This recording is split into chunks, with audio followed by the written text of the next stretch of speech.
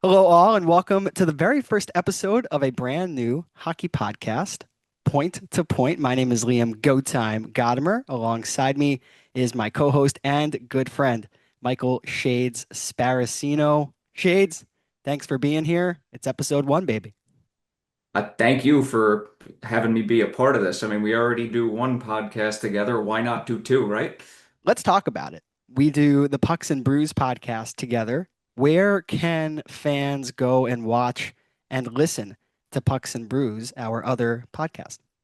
We are based out of, at least audio-wise, Spotify, and we also do YouTube, and we are on Apple Podcasts as well.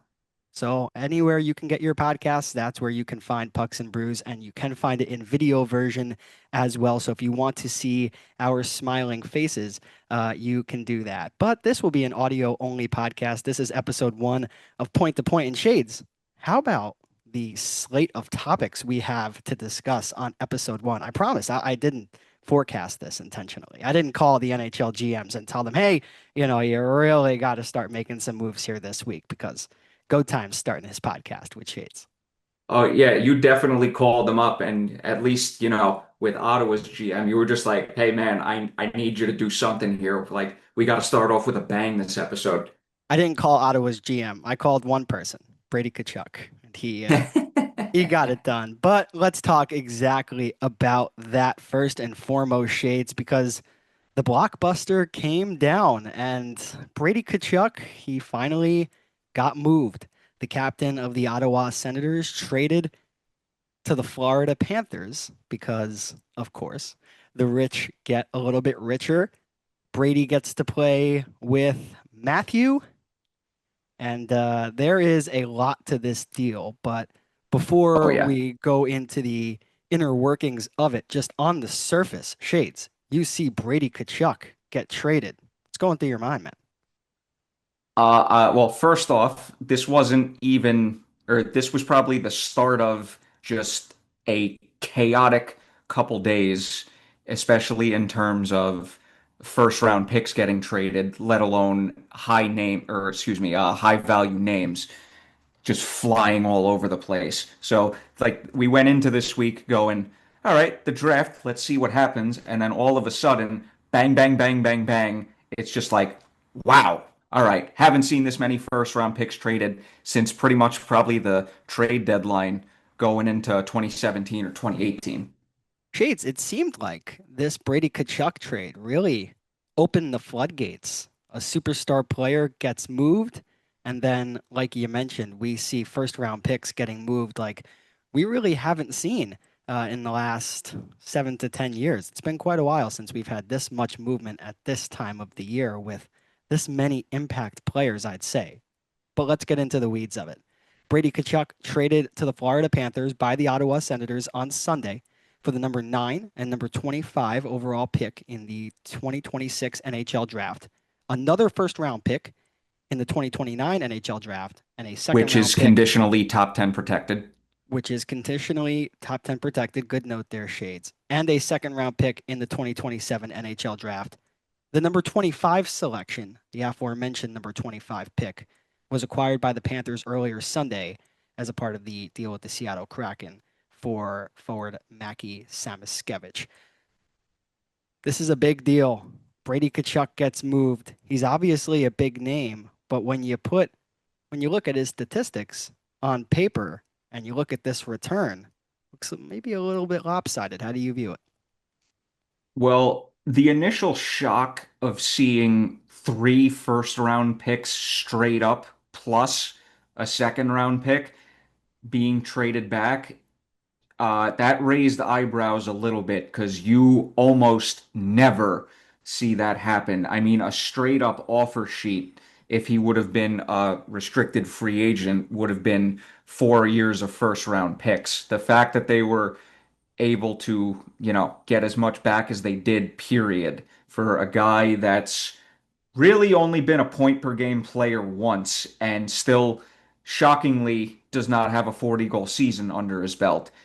I mean, I think just in terms of straight up value, they did okay, but on the flip side, it's a name like Brady Tkachuk where you don't really get a ready to go young roster player back or high prospect that's known back. I mean, I feel like you could go either way with this, but like I said, going back to the similarity between an offer sheet value back, I think they did okay. And in terms of what they did with one of those first round picks that they acquired already, I don't know exactly what Ottawa's doing, but they weren't just going to sit around and wait for all those first round picks to get picked and develop.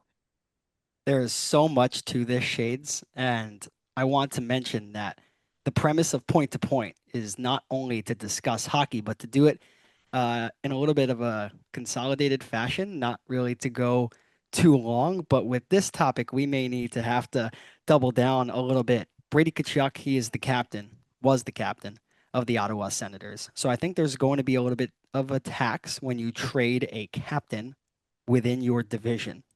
So that's Yes. why, you look at the return being as large as it was. I think that's a factor that's in play. I think on top of that, one of the things that came to my mind right when this move was made was something that you mentioned, Shades. How does Ottawa trade their captain and not get a roster player back? It's a good grouping of draft picks, don't get me wrong. And Yes. you forecasted it in your take. What they would do with that number 9 overall pick that they acquired would be moving that to the San Jose Sharks for a young forward, a high impact forward in William Eklund, who is still in the very early stages of his NHL career. For me, how I view this entire situation, Shades. Brady Tkachuk was a disgruntled player. Did he want to play in Canada? I don't know. I don't want to speculate on his personal preferences. But obviously, he goes to perhaps the most favorable American market. I mean, there's no team closer to contending in the United States or in the National Hockey League than the Florida Panthers when they are all healthy. Of course, the tax impact, positive tax impact that moving to Florida brings. And of course, the chance to play with your brother. And if you're the Panthers, yes, you give up a lot here, but you're bringing in a 6'4", 230-pound player that is the mold of the exact type of skater that every single general manager would like to bring in. So while I acknowledge what you said, about giving up this much for a player that has not surpassed 40 goals, that has not gotten more than 83 points in a single season. His penalty minute numbers are there. I know that can be viewed as unattractive by some, but if you're a general manager and you see what it's taken for teams to be successful in the playoffs, you want to bring in a player like Brady Tkachuk. So many moving parts to this deal. I think the saving grace for me, if I'm a Senators fan, is that William Eklund comes back in a separate trade. And we know how skilled he is. And San Jose gets another bite at the apple in the top 10 of the first round of the NHL draft, which is tonight at the time of recording. Shades, I mentioned point to points, going to keep it brief. Do you have any other, mentions of this trade? How do you think it's going to play out on the Florida end? Are they shoo-ins for the Cup final again, based on what you saw out of the Eastern Conference? Because if you go and watch Pucks and Brews, Shades didn't think the Eastern Conference was very competitive this year in the playoffs. So I would I imagine mean, you I view it as a shoo-in. I think a lot of people would share the same sentiment. I mean, when a Certainly. team literally goes 12-1 en route to the Stanley Cup final, and you can see the matchups are extremely favorable, kind of points to a weaker Eastern Conference. But I want to go back to something you just said with, Florida going for it. They've already won two cups the last 2 years in 2025 and 2024. They don't care anymore. All they're worried about is we've already won two. We're going to try and win another two more. It's not like a team that hasn't won yet and is banking on everything. No, this team has done it twice. They know what to do, and they've since added also Garnet Hathaway. Like, talk about bringing in two players that fit a team style. If they aren't a shoe-in to get back to the Stanley Cup final. Then some team in the East came out of nowhere. All right, there you have it. I can't sit here and disagree with you. I think that the Canes are going to be, a contender to take them down. But when you add a player of the magnitude of Brady Tkachuk to a roster like the Florida Panthers that was not healthy last season, it spells danger for the rest of the league. So I will, without a doubt, agree with you on that one. Shades, let's move on because, the Florida Panthers, they bring in arguably the biggest player this week. But the Washington Capitals, you talk about remodeling your entire roster. My You want to talk goodness. about surprising? Ay, ay, ay.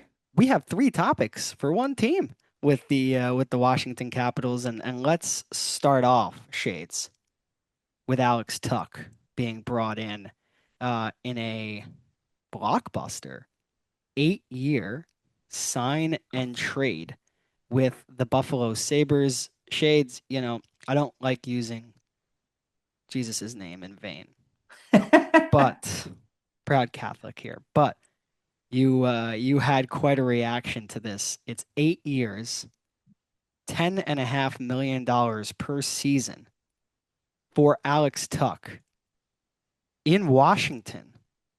And Shades, before I let you get into your point, because I can't wait to hear what you have to say.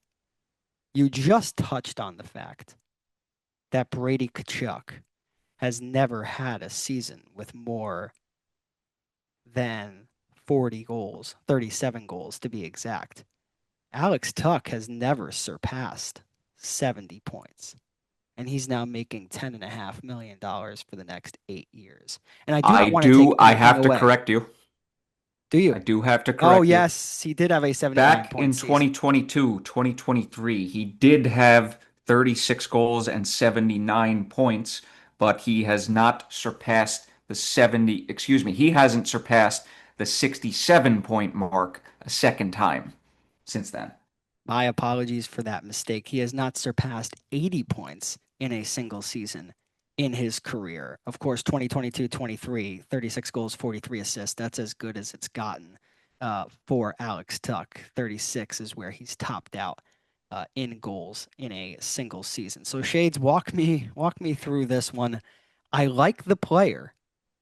The contract is definitely a little scary.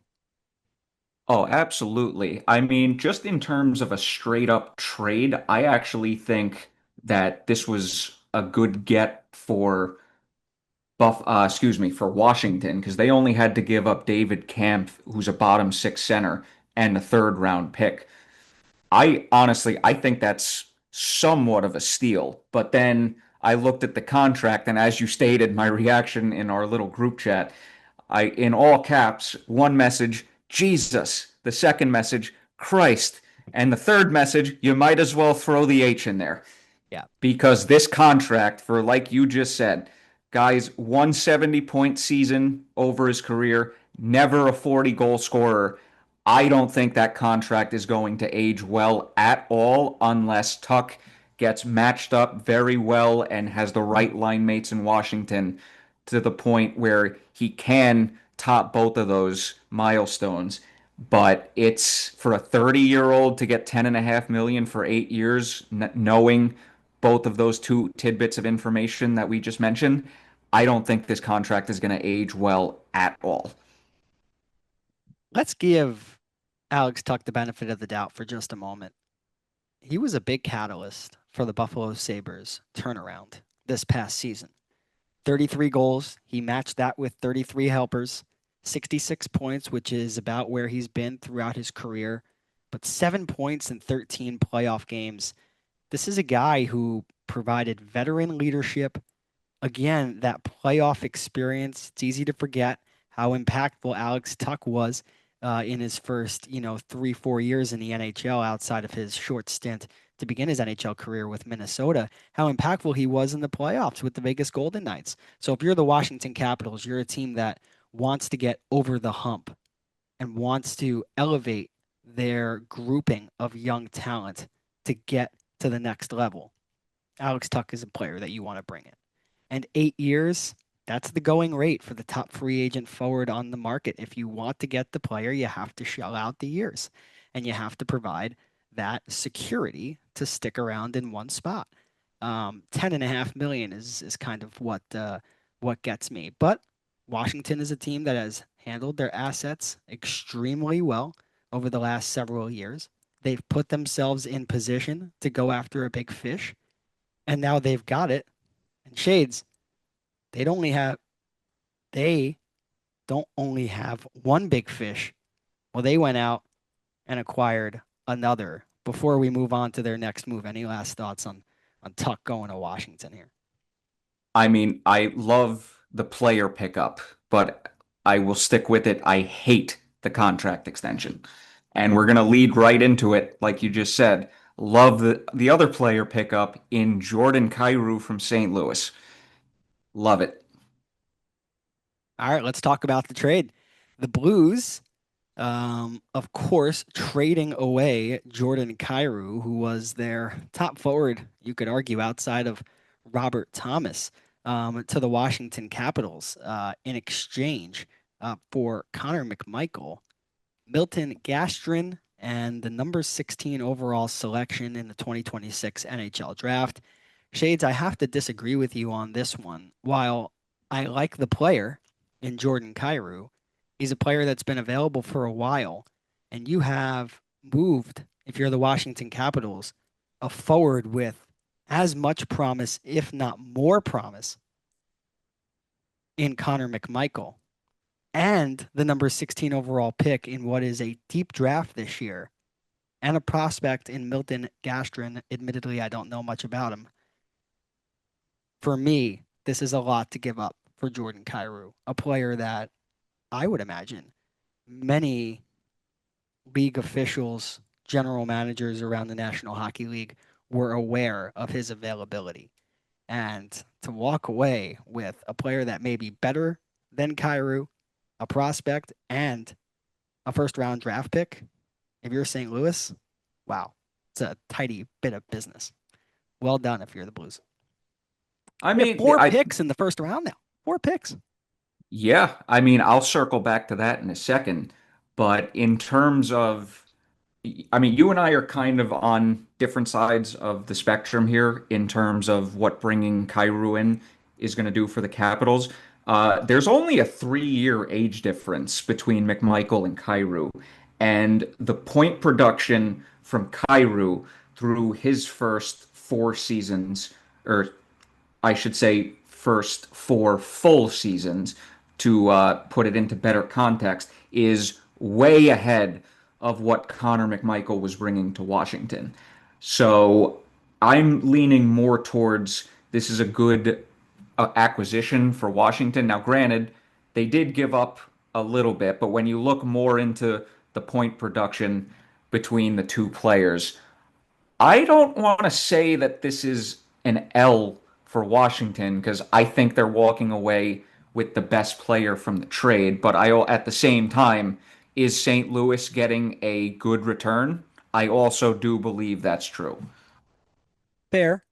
I would argue that there's not much of a gap between McMichael and Kyrou. I mean, I will acknowledge what you said. Kyrou was a 70, 75 point player in his first few full seasons in the league. But if you look at McMichael, this is just a player that, he wins the Calder Cup with the Hershey Bears, and then he's just gotten better every single season. I mean, he played 78 games last year, 14 goals, but again, he was still facilitating. Maybe the fit wasn't the best over in Washington. He's going to have a real opportunity over in St. Louis. So for me, this is a trade that the Blues win. I think the Washington Capitals get better by bringing Tuck and Kyrou in. How much better?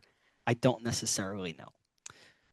I wouldn't be surprised if by playoff time they are a first round elimination, second round elimination, and these are moves, in my opinion, that Washington is making to win a Stanley Cup, and I don't know if that brings them there.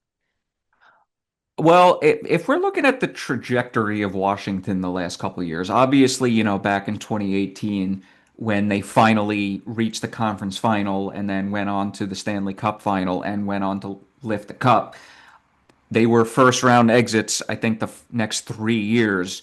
And then come 2 years ago, 3 years ago, they finally, had to accept the reality of, yeah, this current window is over. We need to start retooling. And then, you go back 2 seasons ago, or yeah, 2 seasons ago now that this season's over. And that's a team that, young team, ascending team that kind of came out of nowhere and made it to the second round before they lost. But this past year, a little bit of a step back for a team that I think we all kind of saw that coming. They were like a year too early with the second round, but bringing these two guys in with, where that team is overall, they still have a lot of youth and, bringing a guy like Ryan Leonard, talk about him, young ascending player who, in my opinion, has the higher ceiling than McMichael. All of a sudden, you're looking at a team that could potentially make a run next year. Yeah, I like the Capitals for sure. We'll see what the future holds out of Washington, but they definitely had a massive remodeling of their roster. Shades, let's get into point number three on points. Points. See what I did there? Three out of the I like five it. points that we will have on this episode: Buffalo and Chicago. Shades. This is the Sabres trading Bowen Byram and Jordan Greenway for a big old pot of gold, the fourth overall pick in the NHL draft, which comes your way tonight. I'm just going to go ahead and say this. Trading the fourth overall pick on top of a second rounder and a defensive prospect for Byram is an overtrade. Don't get me wrong. I like Byram as a player. I like Greenway as a player. But the fourth overall pick, I would not have done this trade if I was Buffalo. Excuse me, if I was Chicago. I think what you described, Shades, is the majority opinion of fans around the NHL. Byram was a former fourth overall pick himself.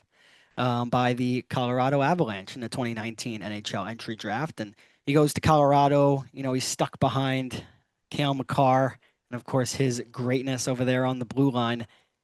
Then he gets moved over to Buffalo, and what a year. I mean, you talk about Alex Tuck being a big reason why the Sabres turned it around. How about Bowen Byram? 38 points last year in his first full season with the Sabres and 42 points this year as a blue liner. That's a pretty good trajectory. So if you're the Blackhawks, you're kind of banking on him exploding even more and perhaps becoming a 60-point guy, a number one defenseman on a top power play unit. So that's how I see it from the Blackhawks end of it. But for me, Shades, I mean, the number four overall pick is going to be a real good player. It could be Chase Reed. It could be Caleb Malholtra. It could be Carson Carols, who fans are very, very high on. It could be either of the Swedes. I don't think it's going to be Ivar Stenberg, but it could be Vigo Bjork. So just to give up a pick in that position, if you're Chicago with where their franchise is, you better know for a 100% fact that Bowen Byram is your guy. And hey, what he did last year would tell me that he is the guy that Kyle Davidson thinks he is. But the fourth overall pick is hefty, and that's not all they gave up, Shades, like you said. Yeah, yeah, like you just said, they think he can be the first a number one defenseman. And I saw a tidbit on NHL Network last night of Kyle Davidson after they made that trade. And he said, I believe that he can be a number one defenseman. I'm not trading a fourth overall pick for someone I believe that can be that. I'm only trading a top five pick in this case, number four specifically, if I know that player is already that guy. So that's kind of one thing that irked me a little bit after I was trying to take all the information in on this. And you know what also came to my mind when evaluating this trade? Hit me. Maybe Chicago thinks they're closer than they actually are. This is a move that a team makes, trading out of the top five in the deepest draft in the last several years to bring in a top flight defenseman. This says to me that Kyle Davidson thinks that the Blackhawks are a number one defenseman away from competing for a playoff spot and becoming legitimate contenders in the Western Conference. And unfortunately, with the roster, if he believes that, I'm not sure what the evaluation process looks like. This is a trade that you make if you are ready to make that jump. If San Jose made this trade, now I know number two for Byram would have been insane. But if a team like San Jose made this trade, I would understand it. Because you could argue that San Jose is a Bowen Byram away from really making that next leap. Chicago isn't. That's where No, I'm at. you and I are on the exact same side of the fence here. Absolutely. Chicago, I mean, you look at how the Western Conference played out in the playoffs this year Yeah. between Anaheim, Vegas, I It's a mean, a gauntlet. struggling Colorado once they got to the conference final. I mean, the West is an absolute powerhouse. And just judging based off of what we've seen the last two seasons, San Jose is much more poised, in my opinion, to make a jump forward than Chicago is this coming year. You know who may be poised for a jump, but not necessarily a jump like San Jose, but still a jump nonetheless. That's the Calgary Flames, who struggled last year, but they acquire Simon Nemec and Maxim Siplikov from the New Jersey Devils for a pretty massive package. Yeah, this is a hard trade to kind of understand because I was reading up on it and they're both conditional first round picks that are top 10 protected, but I still can't tell whether or not they can actually walk away with two first rounders because there is a possibility just based on how this was worded that Calgary only, or excuse me, the Devils only walk away with one first round pick. Right. And let's Be, because both, sorry to cut you no, off, go because for it. both picks are top 10 protected. And if both picks do fall inside the top 10, New Jersey only walks away with a 2029 first, unprotected. It's a risk for sure. And I think you definitely put it into perspective for those listening about this deal as a whole. But it's defenseman Simon Nemec traded from the New Jersey Devils and forward Maxim Siplikov to the Calgary Flames for conditional first round picks in the 2027 and 28 drafts, a second round pick in the 2026 NHL Draft, which is tonight, and the prospect And that defenseman, that pick is originally the Rangers, by the way. it is, and a ECHL defenseman. Shades, for me, I mean, Nemec is a player that's going to be wanting a lot of money on his new contract. The Devils get off the Siplikov contract and they get a chance to kind of start over here with some cap space. And if you're the Calgary Flames, I think you have to be taking flyers on any young defensemen that are coming your way. And of course, Calgary, one of those many teams out there who are rebuilding and are closer to the cap floor than they are to the cap ceiling.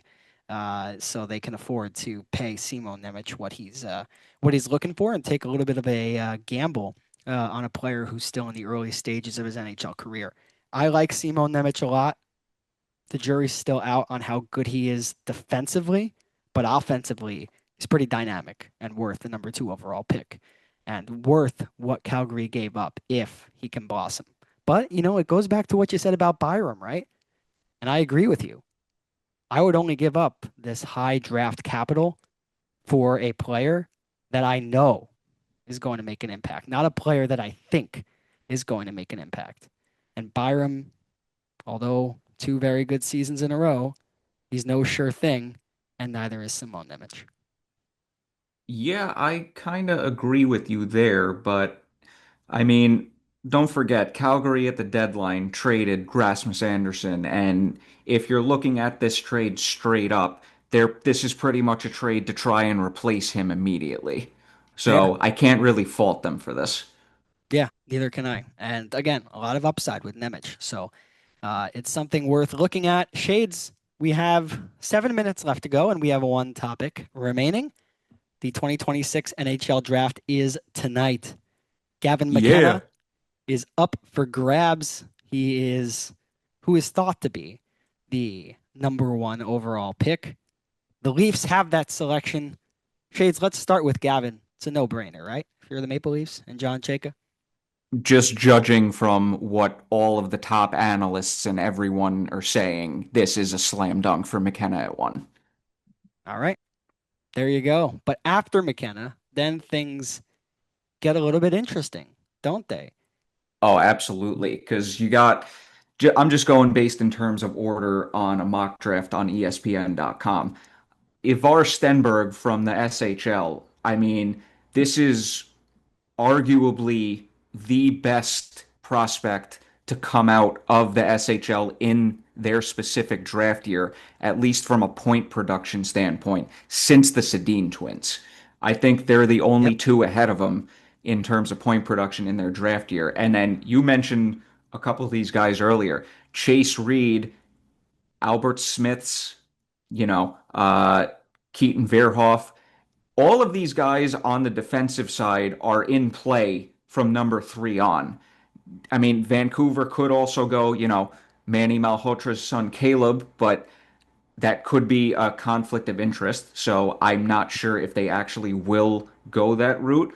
But pretty much, if you have a top five pick between the Rangers, Sabres, Canucks, and the Sharks, you're almost guaranteed to walk away with I don't want to say a franchise altering player, but a player with a very high ceiling. Shades, really well said. For me, no doubt that Gavin McKenna is going to go number one overall. And I think, as sure of a thing as McKenna is for the first overall slot, I think Stenberg is the same for number two. You touched on it. I mean, nobody has had as much of an impact in the SHL since as Ivar Stenberg since the Sedin twins. So that really tells you all you need to know. And Stenberg is not a player that really shocks you with your size, with his size rather. He's 5'11", 185 pounds. So this is pure skill. I do agree with you about the Canucks and Caleb Malhotra. I do think that that is a conflict of interest. But hey, we just saw the Knicks win the championship with Jalen Brunson as the star and Rick Brunson, admittedly not as the head coach, but as an associate coach. I agree, though. I don't think Vancouver's going to go this route. Maybe they go Vigo Bjork at number three. Maybe they shock everybody and bring in another Swede to play alongside Elias Pettersson. So I think that could be interesting. Maybe Vancouver tries to move up. I think there will be a lot of teams, by the way, on that note that try to move up. So I think it's going to be McKenna one, Stenberg two. I don't think it's going to be Malhotra three. I think if you are the Canucks, you either have to go with a defenseman, but if you're not sold on a defenseman, I'm going to go with a little bit of a shocker and have them take Bjork here up at three. You look at Buffalo, this is a pick they could trade. Do they look at a top flight center like a Dylan Larkin or Vincent Trocheck and dangle this number four overall pick to one of those teams who are rebuilding and trying to get younger? But this is where Chase Reed fits for me. I mean, Reed, Veerhoff, Smits, and Carrolls. I mean, those are four really good defensemen. So I think you hit the nail on the head. If you are in the top five, you are walking away with a really good player. And even if you're in the top 10, this is a very, very deep draft. And Shades, for me, there's a player that I want to shout out as being a little bit underrated.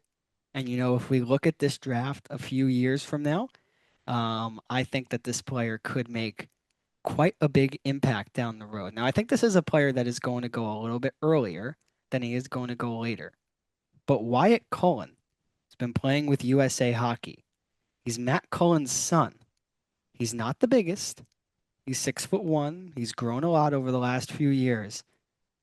But this is a guy with NHL pedigree coming from his family that I think if we look in a couple of years could be one of the best players in this draft.